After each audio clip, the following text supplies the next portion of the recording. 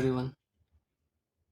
हम coordinate geometry पढ़ रहे हैं। हम एक्सरसाइज 1.2 कर चुके हैं। एंड ऑफ चैप्टर का इंट्रोडक्शन कर चुके हैं। उसमें एक डिस्टेंस फार्मूला लिखवाया था मैंने, ठीक है। तो हम डिस्टेंस फार्मूले का डेरिवेशन यहाँ पे करेंगे, ठीक है। कि डिराइव कैसे आता, कैसे वो डिस्टेंस फार्मूला, ठीक है, वो हम यहाँ देखेंगे, ठीक है। वैसे प्रूफ आता नहीं है, प्रूफ करने के लिए क्लास 9th में आता नहीं है, बट तुम देख सकते हो कि ये होता कैसे है। अब देखो, पहले दो केस देखो। पहले दो केस ये है कि अगर पॉइंट एक्स एक्सिस पे हो, दोनों पॉइंट डिस्टेंस निकालना, तो दो पॉइंट चाहिए। दो पॉइंट मैं एक्स एक्सिस पे लगाता हूँ। मैं एक पॉइंट कहीं पे भी लगा लो रैंडम। ये हो गया, ये है 4,0 और एक रैंडम इधर लगा लो, ये है -3, ओ 4, क्या था ये, 0, हाँ ठीक है, 3,0। जब भी पॉइंट एक्स एक्सिस पे होंगे तो क्या होगा, वाई कोऑर्डिनेट सेम होंगे, उसके कोऑर्डिनेट जो होंगे वो सेम होंगे, ठीक है। वाई कोऑर्डिनेट देख लो, सेम होंगे। एक्स एक्सिस पे कोई सा भी पॉइंट होगा, वाई कोऑर्डिनेट सेम होंगे। सेम या जीरो, सेम इसलिए कह रहा हूँ कि वाई एक्सिस के पैरेलल भी, एक्स एक्सिस के कोई पैरेलल भी होगा ना, पैरेलल, उसमें जो वाई होगा वो सेम होगा, जो वाई होगा वो सेम होगा, ठीक है। यहाँ पे तो वाई कोऑर्डिनेट जो होगा वो जीरो होगा, ठीक है। तो यहाँ देख सकते हो, ये दो पॉइंट लगा लिए मैंने पॉइंट को मान लिया, ये ए है, ये बी है। तो इसका डिस्टेंस निकालना कोई बड़ी बात नहीं है, ठीक है। बस बड़े ये पॉइंट है -3,0, ये पॉइंट है 4,0। बस बड़े में से छोटा घटा दो, डिस्टेंस निकल जाएगा। बड़ा कौन है -3 और 4 में? 4। तो 4 माइनस घटा दो, क्या घटाना है? -3, ये याद रखना, ठीक है। 2 माइनस एक साथ आ जाते हैं मल्टीप्लाई में, तो प्लस लग जाता है और ये हो जाएगा 7। तो ये 7 यूनिट का है। अब फिट हो, मीटर हो, कुछ भी हो सकता है। तो देख लो, काउंट भी कर सकते हो, 1 2 3 4 5 5 5 6 7, ठीक है। ये चक्कर है, ठीक है। तो कोई सा भी पॉइंट हो निकाल सकते हो। मान लो यहाँ से यहाँ तक है, मान लो ये है पी क्यू, तो पी क्यू निकाल सकते हो तुम। पी क्यू क्या है? पी के कोऑर्डिनेट कितना होंगे? -1 0, और क्यू के कोऑर्डिनेट 2 0। तो 2 माइनस -1, इसका मतलब 3। देखो यहाँ से यहाँ तक 3 है, 1 2 3। ये तो हो गए पॉइंट ऑन एक्स एक्सिस। अगर पॉइंट वाई एक्सिस पे होगा तो उसके जो एक्स कोऑर्डिनेट है, एक्स कोऑर्डिनेट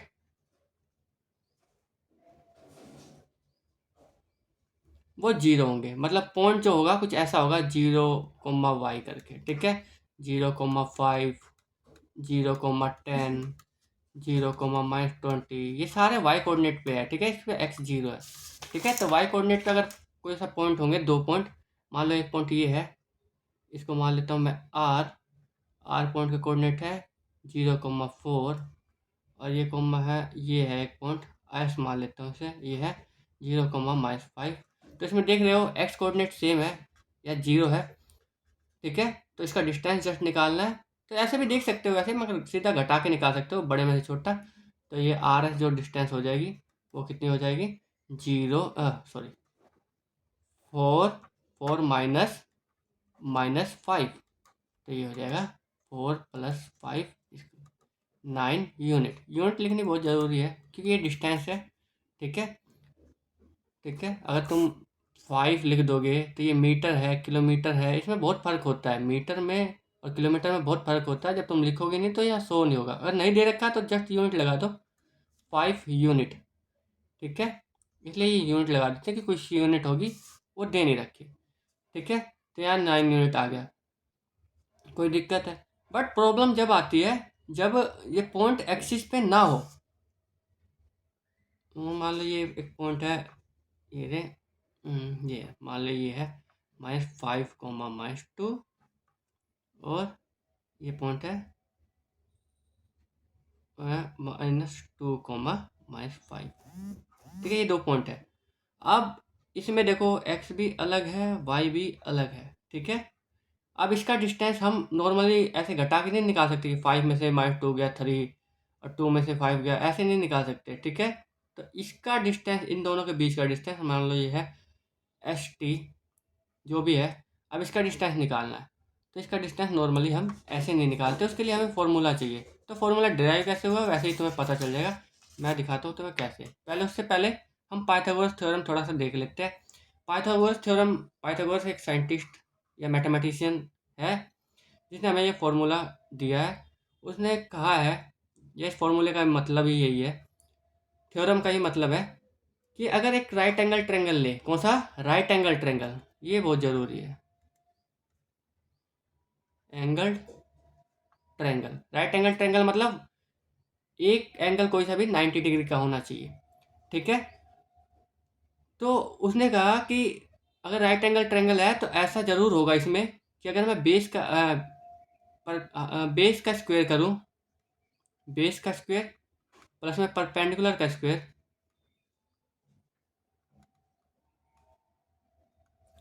तो वो बराबर आएगा हाइपोटेनस के स्क्वायर के, ठीक है, हाइपोटेनस के स्क्वायर के। अब तुम कहोगे बेस का है, परपेंडिकुलर का है, तो जहाँ पे 90 डिग्री है, जहाँ पे 90 डिग्री है उसी का ये एक साइड जो है उसी से टच वाली बेस है और एक हाइट है। अब तुम्हें डिसाइड करना है कि तुम्हें किसको बेस मानना है, किसको हाइट मानना है। पाइथागोरस थ्योरम में तुम किसी को भी हाइट, किसी को भी बेस मान सकते हो, बट अगर एंगल यहाँ पे थीटा दे रखा होता है तो उसके हिसाब से ये बेस होता है, बट पाइथागोरस थ्योरम ये इसके हिसाब से नहीं है। तो किसी को भी बेस मान लो, तो नीचे वाले को बेस मान लिया तो ये हाइट हो जाएगी, इसको बेस मानोगे तो ये हाइट हो जाएगी, तो इसमें कोई प्रॉब्लम नहीं है। तो ये बेस है और ये हाइट है, ठीक है। और पर जो 90 डिग्री है उसके जो जस्ट अपोजिट जो होती है वो पक्का हाइपोटेनस ही होती है, ठीक है। जैसे अगर ये 3 है, ये 4 है, तो ये कितनी होगी, तो ये निकाल सकते हैं हम इसकी वजह, इसकी सहायता से, हेल्प से, ठीक है। ये क्या कह रहा है कि हाइपोटेनस का जो स्क्वायर आएगा, एच लिख देता हूँ मैं, हाइपोटेनस का स्क्वायर जो आएगा बेस का स्क्वायर प्लस में परपेंडिकुलर का स्क्वायर होगा। तो हाइपोटेनस का स्क्वायर, बेस का स्क्वायर कितना है 3 का स्क्वायर प्लस में 4 का स्क्वायर, तो हाइपोटेनस का स्क्वायर इजकल टू 9 प्लस में 16, हाइपोटेनस का square equal to 25, hypotenuse equal to √25। यहाँ प्लस माइनस भी लगता है बट ये डिस्टेंस है, ये डिस्टेंस है इसलिए रूट गया है तो प्लस माइनस नहीं लगा, नहीं तो अगर हाइपोटेनस का स्क्वायर 25 है तो हाइपोटेनस जो आती है √25 आती है, प्लस माइनस मतलब एक बार प्लस का 5, एक बार माइनस का 5, बट माइनस कोई डिस्टेंस नहीं होती, माइनस डिस्टेंस को माइनस में नापते ही नहीं है, ठीक है। तो इसको पॉजिटिव लिया है मैंने, तो हाइपोटेनस आ जाएगी 25, ठीक है, सॉरी 5, नोट लिख देना, ठीक है। तो ये हम निकाल सकते हैं, तो इनमें से कोई सी भी 3 चीज़ों में से एक मिसिंग हो तो हम निकाल सकते हैं। इसी की हेल्प से हमने ये फॉर्मूला भी ड्राइव किया हुआ है। ये देखो, ये 2 पॉइंट है, ए है 6,6, बी है 3,2, और मुझे ये वाली डिस्टेंस निकालनी है, एक सेकेंड बस, ये वाली मतलब मुझे निकालनी है ए बी। तो मैं कैसे निकालूंगा ए बी, तो ए बी डिस्टेंस है, ये छोड़ दो, ये भूल जाओ, ए बी निकालनी है। तो ए बी सीधा नहीं निकाल सकता मैं, ए बी के कोऑर्डिनेट भी दे रखे हैं, तो मैं क्या करूँगा, ए से एक ए और बी से एक लाइन ऐसे ड्रॉ करूँगा, एक ऐसे ड्रॉ करूँगा, और इसको एक राइट एंगल ट्रायंगल बना दो। तुम कहोगे इधर ही करना जरूरी था, इधर कर लेते हैं, हाँ इधर भी कर सकते हो, ऐसे आ जाएगा, ये मैं दिखा देता हूँ तुम्हें, ऐसे आ जाएगा, यही है ना लाइन, और यही है, ऐसे आ जाएगी लाइन। फिर तुम पाइथागोरस थ्योरम इस वाले ट्रायंगल में लगाओगे तो तुम कैसे भी कर सकते हो। अच्छा, इसको बड़ा बड़ा नहीं कर सकते क्योंकि बड़ा करोगे तो ये पॉइंट मिलेगा नहीं ना, ठीक है। तो इधर भी ले सकते हो, इधर भी ले सकते हो, कोई प्रॉब्लम नहीं है, ठीक है। अब देखो, अब देखो मुझे ये निकालना है हाइपोटेनस, एक तरीके से हाइपोटेनस हुआ ये, तो हाइपोटेनस निकालना तो मुझे बेस की लेंथ पता होनी चाहिए और इसकी परपेंडिकुलर की भी लेंथ पता होनी चाहिए।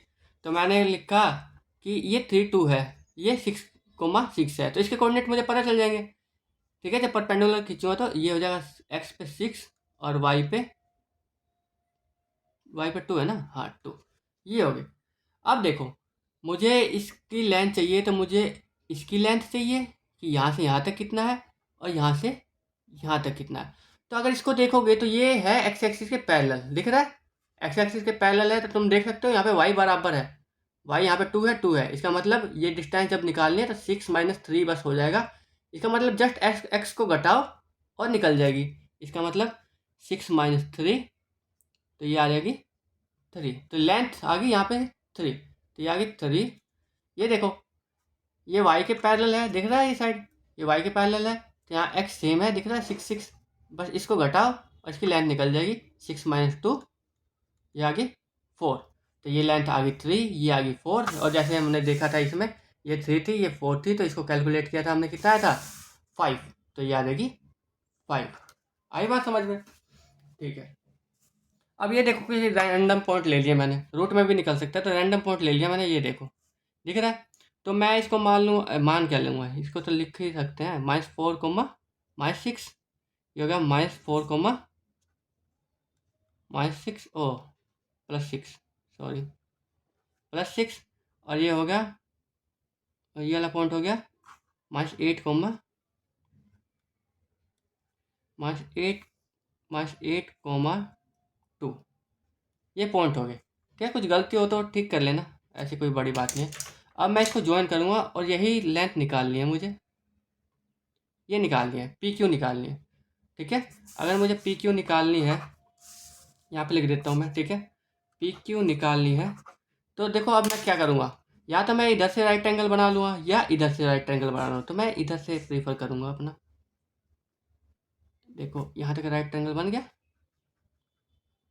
अब राइट एंगल बनते ही इसके कोऑर्डिनेट लिख सकते हैं हम, इसको टी मान लेते हैं। इसके कोऑर्डिनेट देखो कितना आएगा, ये आएगा -4, 2, ये आ गया। अब ये लेंथ तुम्हें पता चल जाएगी यहीं से, दिख सा, तो यहाँ पे देखो एक्स एक्सिस पैरेलल है, वाई सेम है, बस इसको घटाओ बड़े में से छोटा। अब -4 और -8 में से बड़ा कौन है, तो देख लो, जिसको नहीं पता है उसको देख लो एक बार, एक सेकंड, कि कौन बड़ा होता है, ठीक है। ये नंबर लाइन है, ये 0, 1, 2, 3, 4 अप टू इन्फिनिटी है, -1, -2, -3, -4 अप टू -इन्फिनिटी, ये नंबर लाइन है।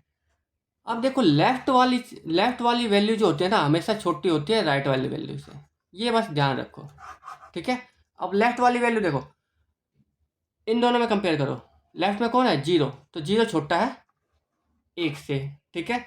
अब तुम कहोगे कि -4 और 4 में, तो -4 छोटा है, ऑब्वियस सी बात है 4 से, बट माइनस माइनस में कंपेयर करना, इसमें देखो -4 और -3 में से छोटा कौन है, तो लेफ्ट में कौन है -4, तो -4 छोटा है, ठीक है।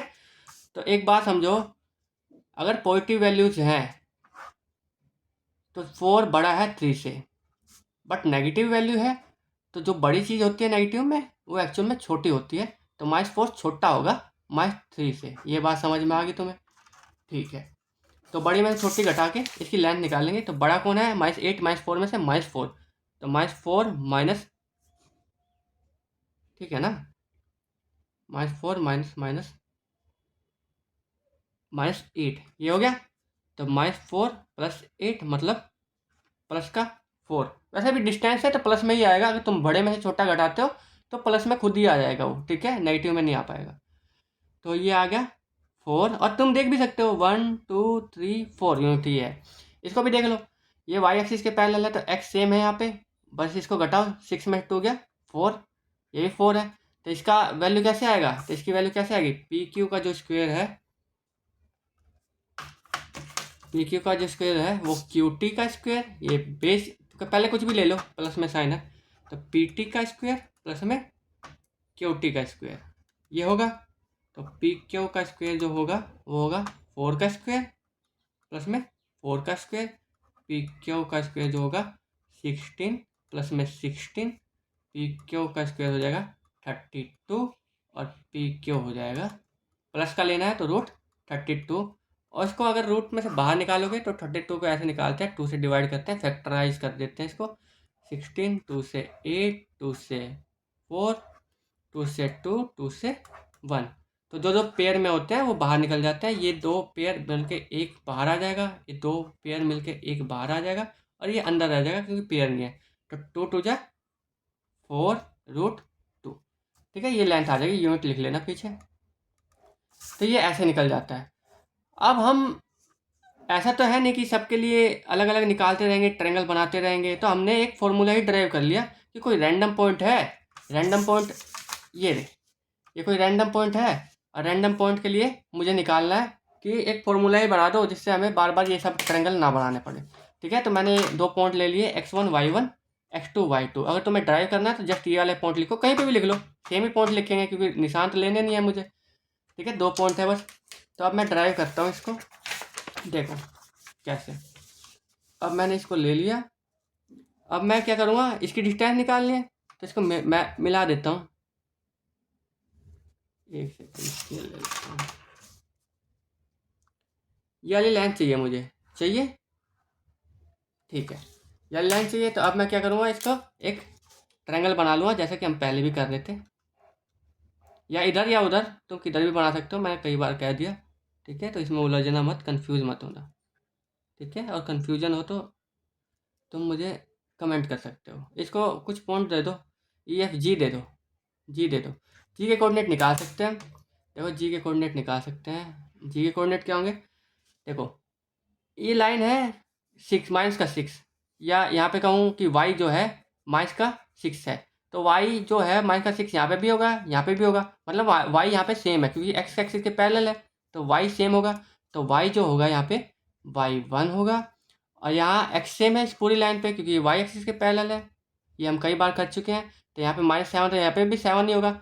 यहाँ पे x2 है तो यहाँ पे भी x2 ही होगा, होगा कि नहीं। ठीक है, x2 होगा। तो ये हो गया। अब इसमें पाइथागोरस थ्योरम लगा लो। अच्छा, ये वाली लेंथ कैसी होगी, ये वाली लेंथ मैं बता देता हूँ। ये वाली लेंथ क्या होगी, अच्छा यहाँ पे लिख लेता हूँ मैं। जो ट्रायंगल बनेगा हमारा ऐसा, यहाँ लिख लेता हूँ मैं। ये f है जो कि है x2 y2, और ये E है जो कि है x1 y1, और ये है G जो कि है x2 y1। ये ध्यान से रखना। ठीक है, ये ट्रायंगल बन गया हमारा। अब मुझे ये डिस्टेंस चाहिए। ठीक है, ये डिस्टेंस चाहिए, तो इसमें देखो y1 सेम है तो डिस्टेंस कैसे निकल जाएगा, बड़े में से छोटा। देखो बड़ा राइट में है x2 - x1, तो ये हो जाएगा x2 - x1। ये लेंथ है पूरी। ठीक है, यहाँ से यहाँ तक ये लेंथ है।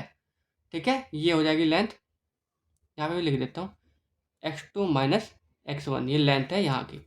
यहाँ की लेंथ क्या है, x2 सेम है x वाले कोऑर्डिनेट, तो ये y को घटाने पे मिल जाएगा। अब y2 और y1 में से बड़ा कौन सा है, देखो नीचे नेगेटिव जाता रहा है, बड़ा होता जा रहा है। नेगेटिव में बड़ा मतलब छोटा, इसका मतलब बड़ा ये है, तो ये आएगा y2 - y1।